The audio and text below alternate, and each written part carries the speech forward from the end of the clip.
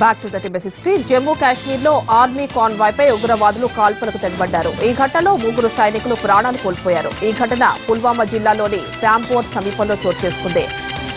కద్లాబల్ ప్రాంతంలో శ్రీనగర్ జమ్మూ జాతీయ రహదారిపై వెళ్తోన్న ఆర్మీ కాన్వాయ్ పై ముష్కర్లు ఒక్కసారిగా కాల్పులకు తెగబడ్డారు.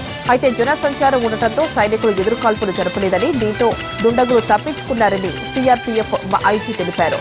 ఉగ్రవాదుల ఆచూకీ కోసం ముమ్మరంగా గాలింపు చర్యలు చేపట్టినట్టు వెల్లడించారు.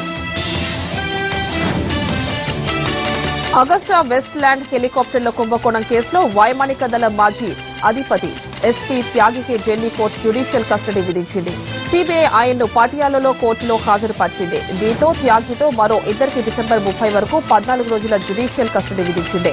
భారీ ఎత్తున ముడుపులు తీసుకున్నారన్న ఆరోపణలు ఎదుర్కొంటున్న ఈ కేసులో ఢిల్లీకి చెందిన న్యాయవాది గౌతమ్ ఖేతాన్తో పాటు త్యాగి సోదరుడు సంజీవ్ త్యాగి అలియాస్ జూలీని కూడా సీబీఐ అధికారులు అదుపులోకి తీసుకున్నారు. అగస్టా వెస్ట్ ల్యాండ్ ఒప్పందంలో ఈ 3 అక్రమాలకు పాల్పడినట్టు సీబీఐ ఆరోపించింది. విచారణకు సహకరించకపోవడంతో వీరిని అరెస్ట్ చేసినట్లు సీబీఐ తెలిపింది. 300కే మొబైల్ ఫోన్ ఎక్కడో కాదు, మన దేశంలోనే, ఇంకా చెప్పాలంటే మన సౌత్ ఇండియాలోనే కోయంబత్తూరులో వ్యాపారులు బేసిక్ మొబైల్ ఫోన్లను 300 రూపాయలకి అమ్మేస్తున్నారు. ఈ ఫోన్లను కొనడానికి జనం భారీగా బార్లు తీరుతున్నారు. కోయంబత్తూరులో దేశీయ బ్రాండ్స్ మొబైల్ ఫోన్లు తయారీ జరుగుతుంది. అయితే నోట్ల రద్దు ప్రభావం ఆ వ్యాపారంపై పడింది. కొనుగోళ్లు పూర్తిగా తగ్గిపోయాయి. దీంతో ఎంతో కొంతకు ఉన్న స్టాక్ ను వదిలించుకోవడానికి ఇలా తక్కువ ధరకే ఫోన్లను అమ్మేస్తున్నారు. భారత్ అమెరికా మధ్య సంబంధాలు బలపడేందుకు కృషి చేస్తానన్నారు కొత్త అధ్యక్షుడిగా ఎన్నికైన డొనాల్డ్ ట్రంప్. వైట్ హౌస్ లో భారతదేశానికి బెస్ట్ ఫ్రెండ్ గా ఉంటానని అన్నారు. ప్రధానమంత్రి నరేంద్ర మోడీ చేస్తోన్న ఆర్థిక సంస్కరణలు అద్భుతమని కొనియాడారు. అమెరికా అధ్యక్షుడిగా ఎన్నికైన ట్రంప్ ఇండో అమెరికన్లకు కృతజ్ఞతలు తెలిపారు. ఎన్నికల్లో విజయం సాధించిన సందర్భంగా తనను గెలిపించిన వారికి కృతజ్ఞతలు చెప్పేందుకు